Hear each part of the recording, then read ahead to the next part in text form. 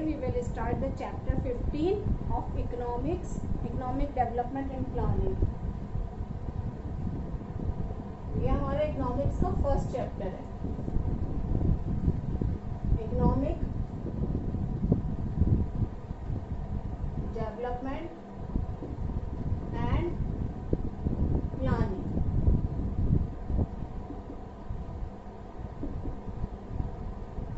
In the modern age, everyone desires to have a house to live, food to eat, clothes to wear and facilities like education and health for their children. आज के modern age में everyone desire करता है खाने के लिए खाना, रोटी, रहने के लिए घर, पहनने के लिए कपड़े, अपने बच्चों के लिए अच्छी हेल्थ और एजुकेशन. बट ये पॉसिबल कब होता है? जब आपके पास एक अच्छी एम्प्लॉयमेंट हो, आप अच्छे एम्प्लॉय हो, कहीं पे जॉब कर रहे हो, आपके पास रोजगार हो, तो आप अपने इन सब ज़रूरतों को, अपने इन सब नीड्स को फुलफिल कर सकते हैं. And this process is known as the economic development in economics. And economics में इसी प्रोसेस को हम इकोनॉमिक डेवलपमेंट कहते हैं. This can be said that economic development is such a continuous process as a result of which all the factors of production of a country are used efficiently. हम ये कह सकते हैं कि इकोनॉमिक डेवलपमेंट जब भी होगा जब फैक्टर्स ऑफ प्रोडक्शन का एफिशिएंटली यूज्ड होगा, कंटिन्यूसली प्रोसेस होगी. इसी वजह से ही हमारी इकोनॉमी डेवलप करेगी. इस प्रोसेस में national income and per capita income जो है वो कंटिन्यूसली इंक्रीज होनी चाहिए, लॉन्ग टर्म ग्रोथ होनी चाहिए. इस तभी क्या होगा? इकोनॉमी डेवलपमेंट होगी. कुछ फॉलोइंग ओपिनियंस यहाँ पे एंशियंट एंड मॉडर्न इकोनॉमिस्ट के हैं, तो उनको हम देखेंगे कि इकोनॉमिक डेवलपमेंट को लेके कुछ नए और कुछ पुराने इकोनॉमिस्ट, अर्थशास्त्रियों ने अपने अपने पॉइंट्स ऑफ व्यू रखे, अपने अपने ओपिनियंस रखे. Concept of development ancient time में जो हमारा इंडिया था उसको गोल्डन स्पैरो कहा जाता था. इसका मतलब है सोने की चिड़िया. It means that the India was a prosperous and develop country. इसका मतलब था कि इंडिया बहुत ज़्यादा प्रॉस्पेरस और डेवलप कंट्री थी, बहुत ज़्यादा समृद्ध और विकासशील देश हुआ करता था. और यहाँ की इकोनॉमी जो थी वो बेस्ड थी simple living, hard work and mutual brotherhood पे. सफिशिएंट फूड ग्रेन्स यहाँ पे ऑब्टेन होते थे फर्टाइल लैंड से. कॉटेज और रूरल इंडस्ट्रीज ने लाइफ को बहुत इजी बना दिया था. ट्रेड जो था वो लार्ज स्केल में लोग करते थे. स्टेट और विलेजेस जो थे वो बहुत हैप्पी एंड प्रॉस्पेरस थे. एंशियंट टाइम में जो इकोनॉमिक डेवलपमेंट था वो बहुत ज़्यादा मटेरियलिस्टिक फैसिलिटीज़ जो थी, ह्यूमन वैल्यूज़, ये भी एक इम्पॉर्टेंट प्लेस था उस टाइम पे, है ना. इनकी भी अपनी एक जगह थी. जो ग्रेट थिंकर हैं कौटिल्य, उन्होंने अपनी बुक में पूरे डिटेल में इस इकोनॉमी को डिस्क्राइब किया. उनकी बुक का नाम है अर्थशास्त्र. कौटिल्य को हम चाणक्य के नाम से भी जानते हैं और उन्होंने अर्थशास्त्र जैसी बुक लिखी है. वो बहुत बड़े अर्थशास्त्री हुआ करते थे, बहुत बड़े इकोनॉमिस्ट थे. एंशियंट टाइम में मटेरियलिस्टिक प्रॉपर्टी को भी इकोनॉमिक डेवलपमेंट के अंदर एक जगह दी गई है ग्लोबल लेवल में. मर्सेंटाइल थिंकर जो जर्मनी और फ्रांस के थे, उन्होंने कंसिडर किया कि जो गोल्ड और सिल्वर है वो इकोनॉमिक डेवलपमेंट का बेस है. जो कॉन्सेप्ट है टाइम टू टाइम चेंज होने लगा. अकॉर्डिंग टू क्लासिकल इकोनॉमिस्ट जो एडम स्मिथ थे, एक क्लासिकल इकोनॉमिस्ट, उन्होंने बताया कि इकोनॉमिक डेवलपमेंट को उन्होंने डिफाइन किया कि जो गुड और सर्विसेज से कंट्री की वो इंक्रीज होंगी तो इकोनॉमी भी इंक्रीज होगी. कार्ल मार्क्स ने कंसिडर किया कि एस्टैब्लिशमेंट ऑफ सोशलिज्म, कि मतलब सोशलिज्म को एस्टैब्लिश करोगे तो इकोनॉमी डेवलप होगी. जे.एस. मिल्स ने अपना ओपिनियन रखा इकोनॉमिक डेवलपमेंट के बारे में, वो टोटली डिफरेंट था इनसे. He considered economic development as to follow the principle of corporation for welfare of people and economic development. उन्होंने कंसिडर किया कि इकोनॉमिक डेवलपमेंट है वो प्रिंसिपल ऑफ कॉर्पोरेशन को फॉलो करेंगे लोगों के लिए, भलाई के लिए और इकोनॉमिक डेवलपमेंट के लिए. Among the new communist economist Paul Albert. अब इसके अलावा जो एक न्यू कम्युनिस्ट थे पॉल एल्बर्ट, उन्होंने कंसिडर किया इकोनॉमिक डेवलपमेंट को कि रियल नेशनल इनकम जो है वो इंक्रीज होगी सारे प्रोडक्टिव रिसोर्सेज का अगर हम कंट्री के यूज करें तो. और जो उनका और जो दूसरे विलियमसन और बर्स्टिक थे, उनका जो ओपिनियन था, development is the increase in the पर capita income of the people of the country, यानी कंट्री में रहने वाले लोगों का पर कैपिटा इनकम बढ़ना चाहिए। टी ब्राइट सिंह जो थे, उनका डिफरेंट पॉइंट ऑफ व्यू था। उन्होंने कहा इकोनॉमिक डेवलपमेंट मनी के इंक्रीज होने से नहीं होता है ना, मनी इनकम के इंक्रीज होने से नहीं होता, बल्कि सोशल वेलफेयर को भी इम्प्रूव करना चाहिए। प्रोफेसर अमर्त्य सेन जो एक ऑनर्ड नोबेल प्राइज विनर थे, अवार्डेड थे, वो उन्होंने भी एक स्पेशल इम्पोर्टेंस दिया सोशल वेलफेयर, समाज की भलाई के लिए काम करो, इकोनॉमिक डेवलपमेंट होगा। मेयर एंड बॉल्डविन में डिफाइन किया इकोनॉमिक डेवलपमेंट को कि इकोनॉमिक डेवलपमेंट वो प्रोसेस है whereby an economy real national income increase over a long period of the time, कि इकोनॉमी तभी डेवलप होगी जब नेशनल इनकम इंक्रीज हो एक लंबे समय के लिए। ये नहीं कि इस साल एग्रीकल्चर अच्छी हुई तो ये साल अच्छा चला गया, अगले साल बारिश ही नहीं हुई तो नेशनल इनकम डाउन हो गई।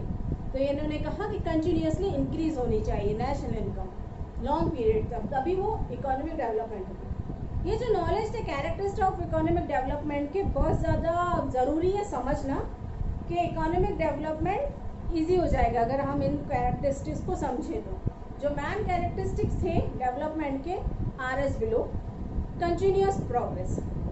इकोनॉमिक डेवलपमेंट जो है वो कंटिन्यूसली प्रोग्रेस होनी चाहिए, नेशनल इनकम ग्रेजुअली इंक्रीज होनी चाहिए, और जो डिमांड एंड सप्लाई है कमोडिटी की, वो भी उसका रिजल्ट भी क्या होना चाहिए, वो भी कंटिन्यूसली मतलब इम्प्रूव होना चाहिए। Second, increase in national income and per capita income. National income per capita income भी इंक्रीज होना चाहिए, इसका रिजल्ट होगा कि इकोनॉमिक डेवलपमेंट भी इंक्रीज होगी continuously. Third, long period process. Economic development में लॉन्ग टर्म प्रोसेस होती है, because development can not be called a short period, मतलब लॉन्ग टर्म प्रोसेस होनी चाहिए, लॉन्ग टर्म पीरियड होना चाहिए, शॉर्ट टर्म नहीं। जैसे हमने पहले ही बोल दिया था कि एक साल बहुत अच्छी एग्रीकल्चर हुई, एग्रीकल्चर का प्रोडक्शन अच्छा हुआ अच्छी बारिश की वजह से, अगले साल बारिश ही नहीं हुई तो क्या हुआ, डेवलपमेंट एग्रीकल्चर का प्रोडक्शन ही नहीं हुआ, तो ये शॉर्ट टर्म होती है। तो ऐसा नहीं होना चाहिए। Economic development means long term development होना चाहिए। Fourth, proper utilisation of resources.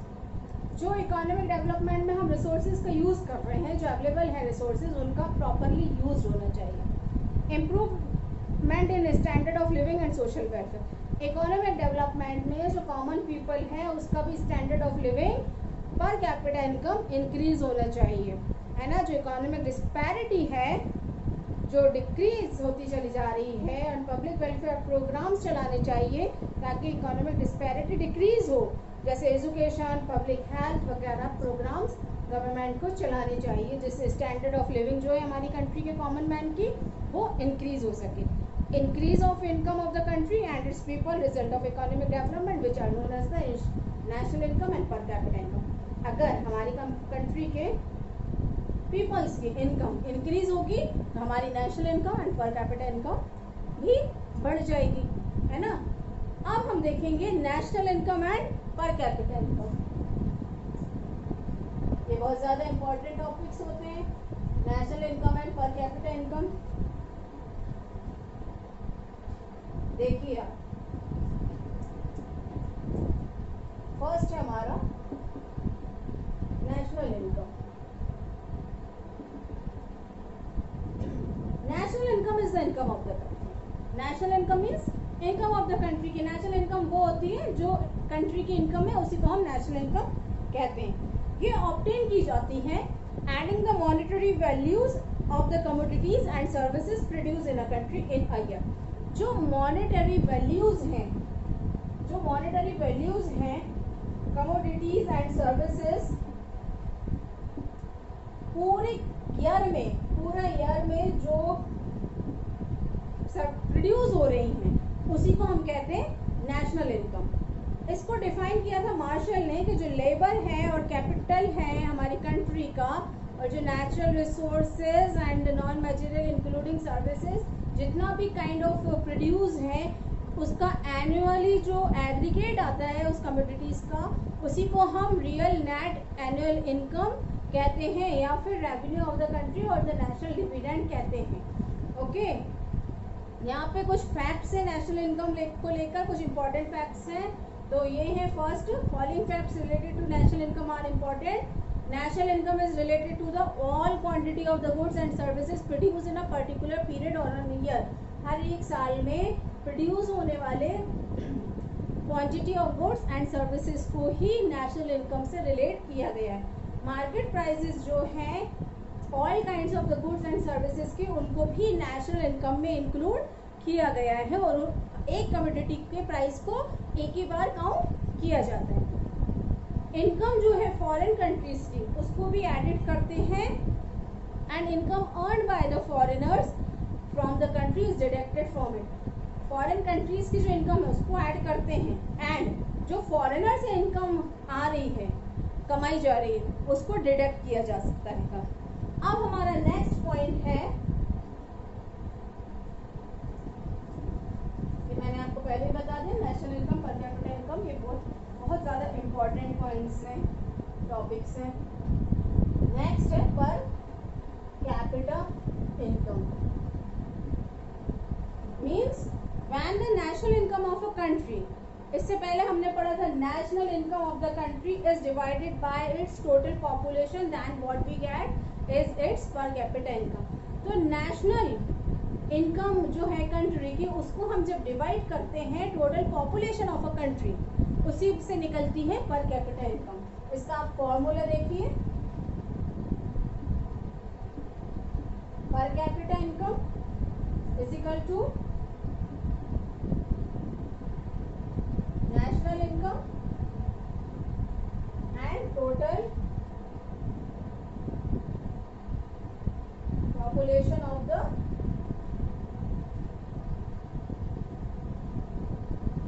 Country.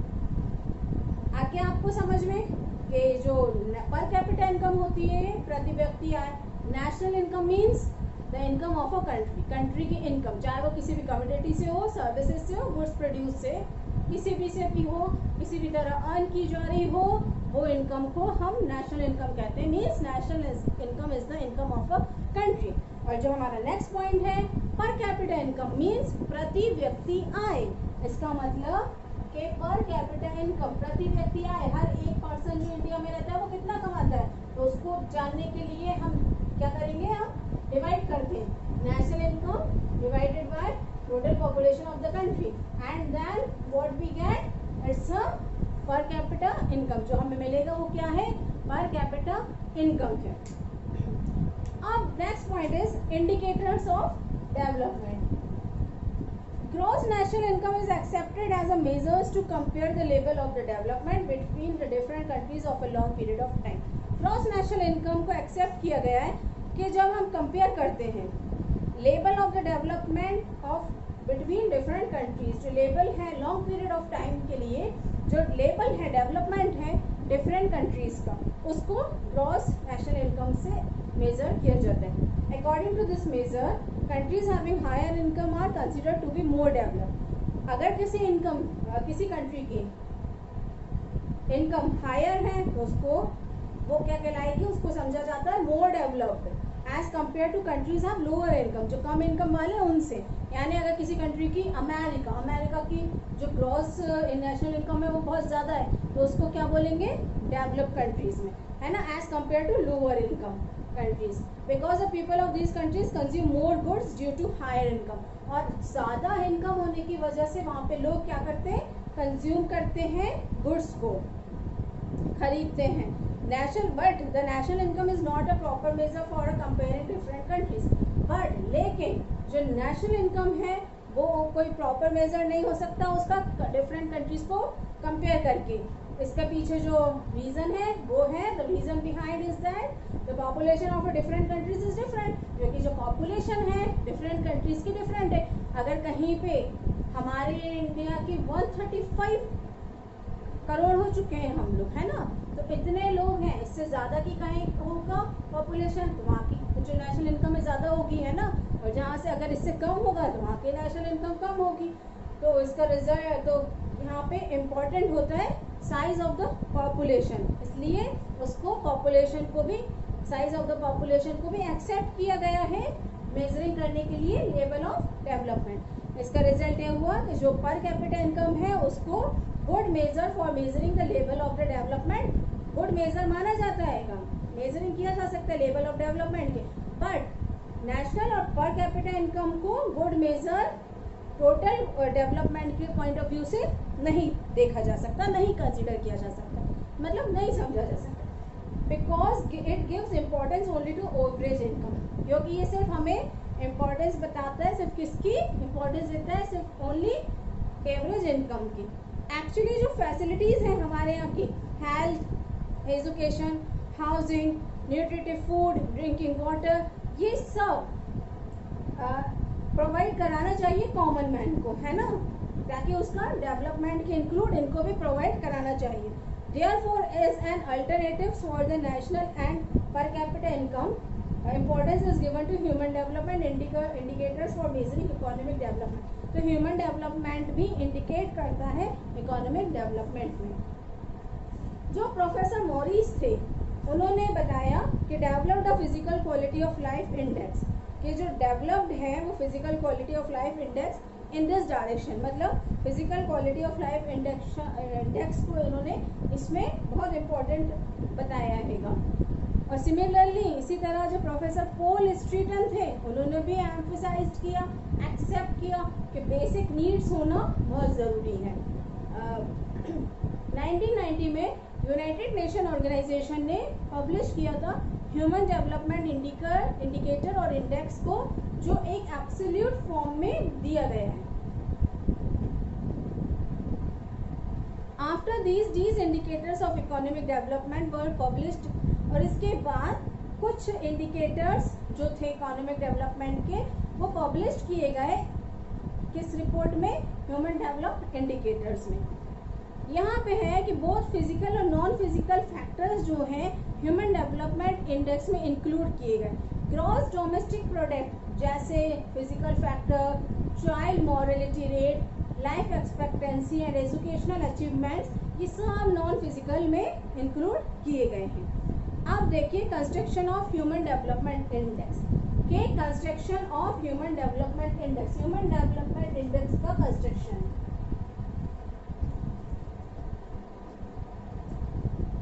ये 3 बेसिक फैक्टर्स हैं लाइफ के जो यूटिलाइज्ड होते हैं construction of human development index में।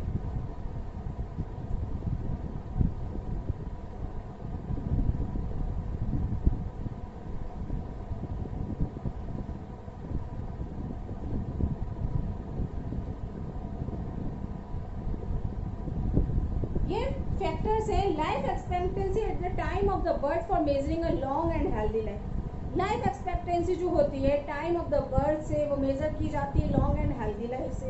Rate of adult literacy and total enrolment ratio, adult literacy का रेट और टोटल एनरोलमेंट रेशो किया जाता है। Per capita gross domestic product भी इस फैक्टर में इंक्लूड किए गए। फर्स्ट ऑफ ऑल जो 3 इंडिकेटर्स हैं वो प्रिपेयर्ड हुए थे सेपरेटली, प्रिपेयर किए गए थे सेपरेटली ताकि ह्यूमन डेवलपमेंट इंडेक्स को कैलकुलेट किया जा सके। देन आफ्टर ये एवरेज कैलकुलेट हुआ हुज वैल्यू, जिसकी वैल्यू थी प्रेजेंटेड बिटवीन 0 to 1। ये इंडिकेटर करता है कि मोस्ट डेवलप्ड कंट्री जो है stands near 1 and undeveloped country indicates near 0, मतलब 0 and 0 to 1 यहाँ पे वैल्यू प्रेजेंट की गई। जो डेवलप्ड कंट्री थी उनको किया गया 1 और जो अंडर डेवलप कंट्री थी उनको इंडिकेटर्स स्टैंड्स किया गया 0। तो ये जो कंट्रीज थी वर्ल्ड में क्लासिफाइड इनटू 3 क्लासेस, मतलब 3 क्लासेस में इनको क्लासिफाई किया गया according to their level of development, इनके according to their development level of development, मतलब इनके डेवलपमेंट के लेवल पे इनको क्लासिफाइड किया है। फर्स्ट है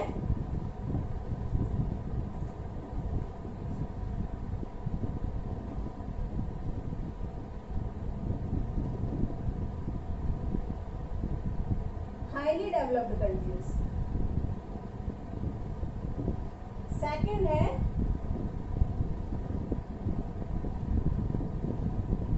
मीडियम डेवलप्ड कंट्रीज, थर्ड है less developed countries. Highly developed countries जहां पे इंडिकेटर्स मेजर किए गए 0.8, तो इसलिए इनको हाईली डेवलप्ड कंट्रीज कहा गया। मीडियम डेवलप्ड कंट्रीज में जो मेजर किया गया वो था 0.5 to 0.8, इसलिए इनको मीडियम डेवलप्ड कंट्रीज के लेवल पे मेजर किया गया। लेस डेवलप्ड कंट्रीज जो था बिल्कुल बिलो था 0.5 से, जो इंडेक्स में इसको जो मेजर किया गया लेस डेवलप्ड कंट्रीज को वो था 0.5।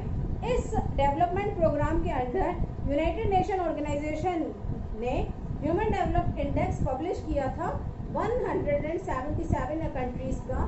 According to this index 63 countries जो थी, इन्होंने कितनी कंट्रीज पब्लिश की गई?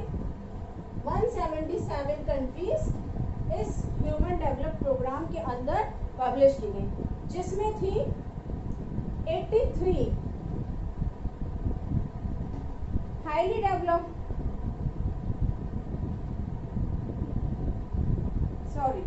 63 जो थी हाईली डेवलप्ड थी, 83 जो थी मीडियम डेवलप्ड थी एंड 31 जो थी वो लो डेवलप्ड कंट्रीज में इंक्लूड की गई। इसके अलावा जो इंडिया की जो रैंक थी 126 थी, इंडिया की रैंक आई इन कंट्रीज में 126। According to human development report 2006 की ह्यूमन डेवलप रिपोर्ट के अकॉर्डिंग जो ह्यूमन डेवलपमेंट इंडेक्स था कुछ कंट्रीज का वो शो किया गया है। यहाँ पे एक नीचे टेबल दिया गया, उसमें यहीं पे आप एक टेबल देखिए, वहाँ पे इसको शो किया गया है। On the basis of these, Indian government has prepared Human Development Index for different states, और इसी बेसिस पे ही इंडियन गवर्नमेंट ने ह्यूमन डेवलपमेंट इंडेक्स को प्रिपेयर किया। अब हमारा नेक्स्ट पॉइंट है डेवलप एंड डेवलपिंग कंट्रीज।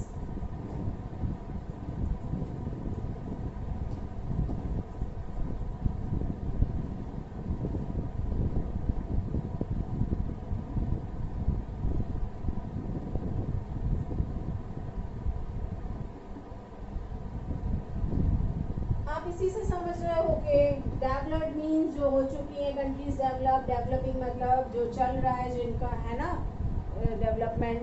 तो डेवलप कंट्रीज वो कंट्रीज होती है जहाँ के सिटीजन अपनी नीड्स को फूड, क्लॉथिंग और दूसरी ह्यूमन रिक्वायरमेंट्स को इजीली पूरा कर लेते हैं। जैसे poverty and employment under control है इन कंट्रीज में, लाइक जापान, अमेरिका, इंग्लैंड। तो these all countries are considered as developed countries.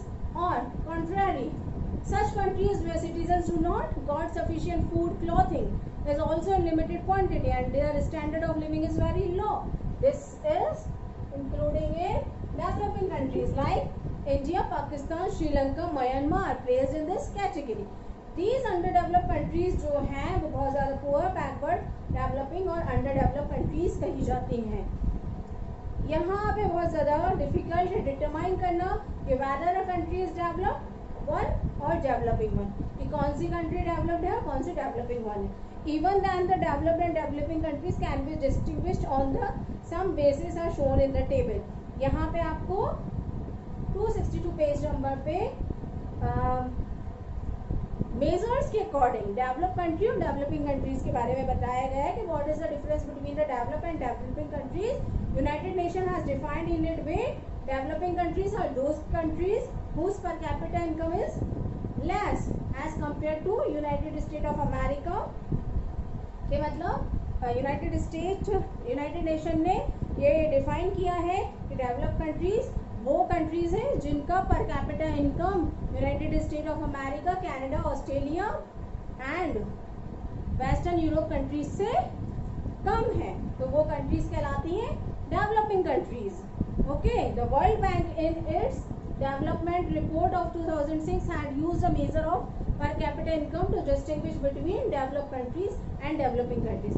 जो वर्ल्ड बैंक है उन्होंने एक डेवलपमेंट रिपोर्ट 2006 में कुछ मेजर्स यूज करके पता लगाया है कि पर कैपिटा इनकम जो है डेवलप कंट्रीज की और डेवलपिंग कंट्रीज की कितनी डिफरेंस है। इस रिपोर्ट के अकॉर्डिंग वो कंट्रीज जिनकी पर कैपिटा इनकम 4,53,000 या उससे ज़्यादा थी, वो थी डेवलप कंट्रीज, और जिनकी इनकम पर कैपिटा इनकम 37,000 या उससे कम है उनको कहा गया developing countries, low income countries.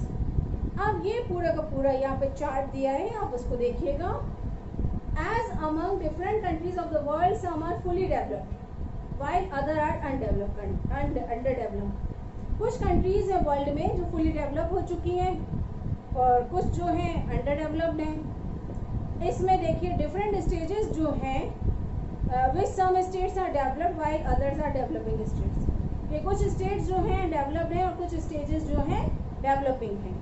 India की बात करें तो इंडिया का पर कैपिटा इनकम जो है मेजर किया जाता है, मतलब इंडिया का जो इकोनॉमिक डेवलपमेंट है वो किसके बेसिस पे मेजर किया जाता है, पर कैपिटा इनकम के। We find that India some states are comparatively developed states and some states are developing और बैकवर्ड स्टेट्स। हम इंडिया ही एक कंट्री है, उसमें भी डिफरेंट स्टेट्स हैं, उन स्टेट्स में भी डिफरेंस है कि कोई डेवलप्ड है तो कोई डेवलपिंग है, मतलब इतना डिफरेंस हो चुका है। यहाँ पे हम क्लासिफाई करेंगे 15 बिग स्टेट्स को इंडिया के, 2 classes ground of per capita income से, developed states and developing states. Punjab, Maharashtra, Haryana, Gujarat, West Bengal, Karnataka, Kerala, Tamil Nadu, Andhra Pradesh, ये सब डेवलप्ड स्टेट्स हैं। और इनके अलावा मध्य प्रदेश, असम, उत्तर प्रदेश, राजस्थान, उड़ीसा, बिहार, ये सब आते हैं डेवलपिंग स्टेट्स की लिस्ट में, मतलब इनका डेवलपमेंट चल रहा है।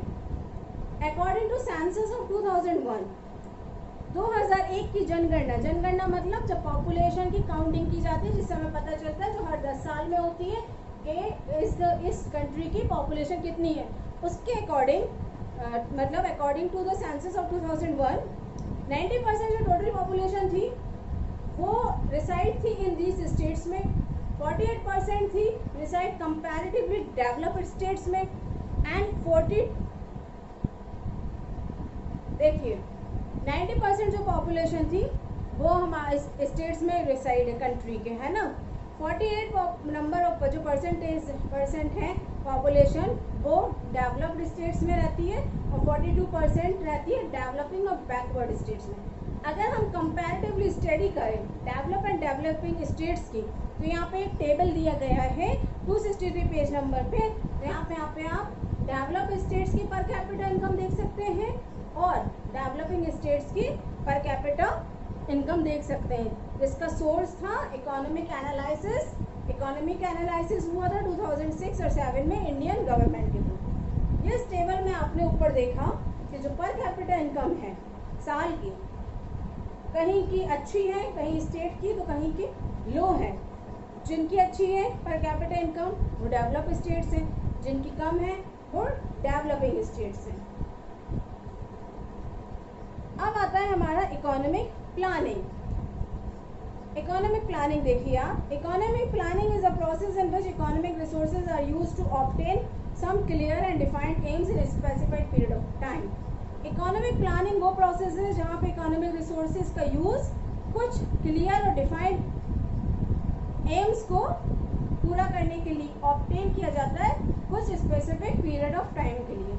इसलिए हम कह सकते हैं कि ये जो 2 थिंग्स हैं बहुत ज़्यादा इकोनॉमिक प्लानिंग में एसेंशियल है। Pre decided aim which have to be accomplished and description of the use of available resources to obtain the predetermined aims। Economic planning में गवर्नमेंट ने डिसाइड किया कि आप इकोनॉमिक रिसोर्सेज का कैसे यूज करेंगे ताकि आपकी सोसाइटी मैक्सिमम सेटिस्फाइड हो सके। इकोनॉमिक रिसोर्सेज जो हैं कंट्री के आर एस्टिमेटेड बिफोर प्लानिंग, मतलब उनको एस्टिमेट किया जाता है प्लानिंग करने से पहले। The available resources from foreign along with domestic resources are included। यहाँ पे जो अवेलेबल रिसोर्सेज हैं चाहे वो फॉरेन से हो चाहे वो डोमेस्टिक रिसोर्सेज हैं इंक्लूड किया जाता है।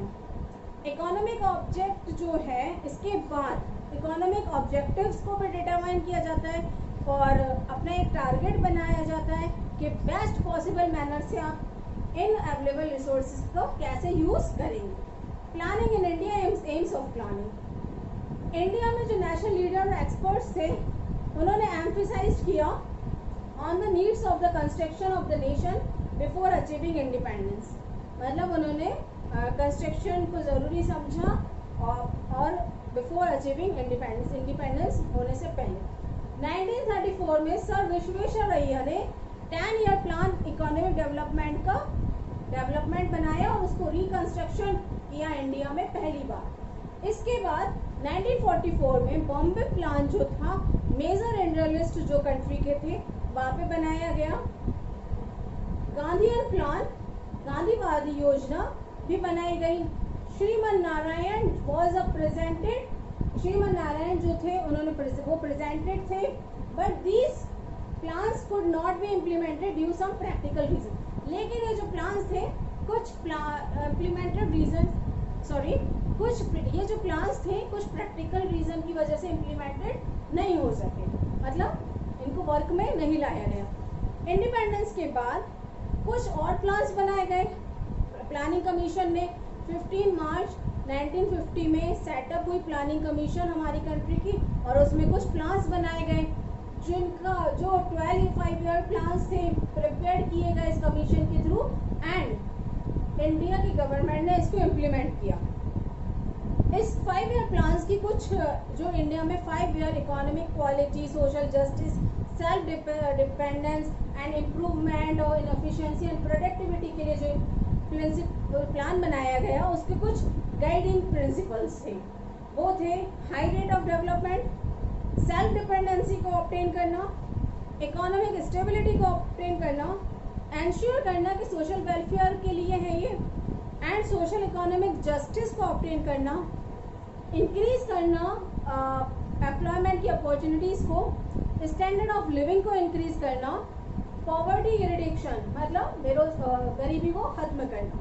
वेरियस 5-ईयर प्लान्स जो हैं यहाँ पे आप 265 पेज नंबर पे देखेंगे कि फर्स्ट प्लान जो था 1 अप्रैल 1951 से 31 मार्च 1956 तक चला। 51, 52, 53, 54, 55, 56, तो ये 5 ईयर्स के प्लान होते थे, हर 5 साल के ये प्लान बनाए गए थे। सेकंड प्लान 1956 से लेकर 31 मार्च 1961 से ऐसे कर करके 12 प्लान तक बनाए गए 1 अप्रैल 2012 टू 31 मार्च 2017 तक। अब यहाँ पे आता है success and failure of planning. Success and failure of planning, तो यहाँ पे कुछ हम मेजर सक्सेस देखेंगे, है ना, जो 1 अप्रैल 1951 से लेकर टिल नाउ 12 5 ईयर्स प्लान जो था कंप्लीटेड हुआ। उसको इंडस्ट्रियल फ्रेमवर्क दिया गया, कंट्री का स्ट्रेंथ दी गई, सेल्फ डिपेंडेंसी था एग्रीकल्चर में भी, वो भी ऑब्टेन किया गया, रैपिड एक्सपेंशन हुआ फील्ड ऑफ एजुकेशन, हेल्थ और दूसरे सोशल फील्ड्स में। इसके मेजर सक्सेस थे कि इंक्रीज इन नेशनल पर कैपिटा इनकम, मतलब जो national income per capita income थी वो बढ़ गई, जो 1950-51 में 9142 करोड़ थी वो बढ़ के 2005-2006 में 225,716 बढ़ गई। ये 5 साल के प्लान में इतना ज़्यादा इंक्रीमेंट हो गया। जो रेट ऑफ सेविंग इन्वेस्टमेंट था वो भी बढ़ गया, है ना, जो नेशनल प्रोडक्ट थे हमारे इंडिया के ग्रॉस नेशनल प्रोडक्ट वो भी बढ़ गए। जो एग्रीकल्चर सेक्टर में प्रोडक्शन था वो भी इंक्रीज हो गया इस इकोनॉमिक प्लानिंग के थ्रू।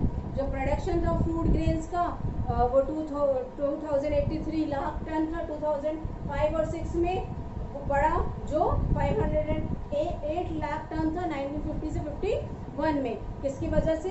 ग्रीन रेवोल्यूशन, जिसमें high yielding seed, chemical fertilisers, pesticide, irrigation facilities वगैरह को एक्सपेंड किया गया। तो एग्रीकल्चर सेक्टर का जो इंफ्रास्ट्रक्चर है वो भी डेवलप्ड हुआ। इंडस्ट्रियलाइजेशन, इंडस्ट्रियल सेक्टर में भी 5 ईयर प्लान्स में भी हमने एक रिमार्केबल इंक्रीज देखा। जो 10th लार्जेस्ट इंडस्ट्री कंट्री की बन चुका है हमारा इंडिया, जो पहले बहुत कम था। क्यों? Iron, steel and engineering goods, chemical, cement में सबसे आगे हो गया है। और 1950 में जो एंटरप्राइजेस था 5, जो अब बढ़ के 242 हो गया मार्च 2006 में। पावर जनरेशन 5th पॉइंट है, इंक्रीज इन पावर जनरेशन। इस प्लानिंग पीरियड में जो प्रोडक्शन हुआ इलेक्ट्रिसिटी का वो इंक्रीज हुआ कंसिडरेबली।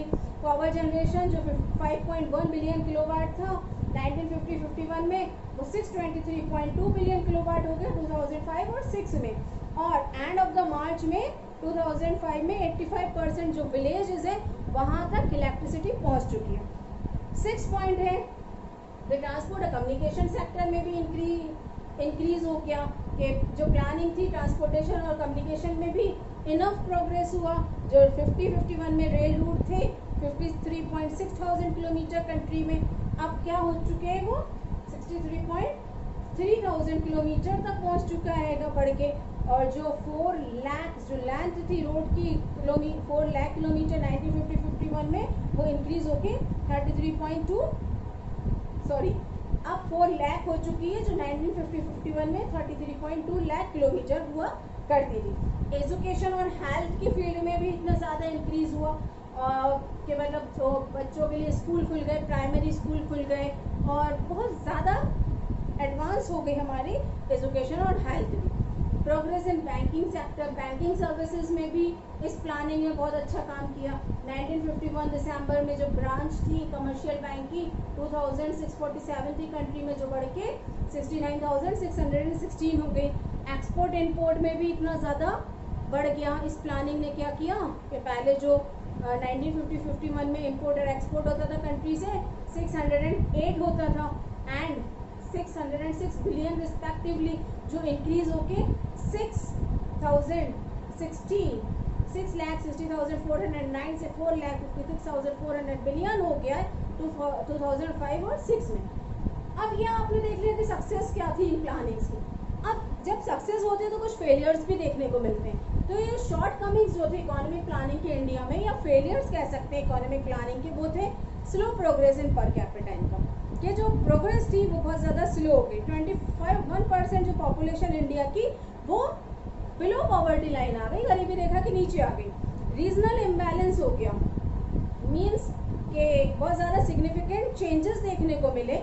उत्तर प्रदेश, उड़ीसा, बिहार ये तो स्टिल बैकवर्ड ही रह गए, और मध्य प्रदेश महाराष्ट्र, तमिलनाडु, वेस्ट बंगाल, पंजाब, हरियाणा ये कैटेगरी में आ गए कंपैरेटिवली डेवलप्ड स्टेट्स। मीन्स हम इंडिया में रह रहे हैं, स्टेट्स अलग अलग हो गए और अलग अलग स्टेट्स में भी अलग अलग डेवलपमेंट और डेवलपिंग हो गया। कुछ डेवलप्ड हो गए, इंडिया के ही स्टेट्स हैं, कुछ डेवलप्ड हो गए, कुछ डेवलपिंग ही रह गए। इंक्रीज इन प्राइजेस, जो अब क्या हुआ कि जब ये प्लानिंग हुई तो जो प्राइजेस थे वो भी हाई हो गए, 27 टाइम्स ज़्यादा बढ़ गए प्राइजेस।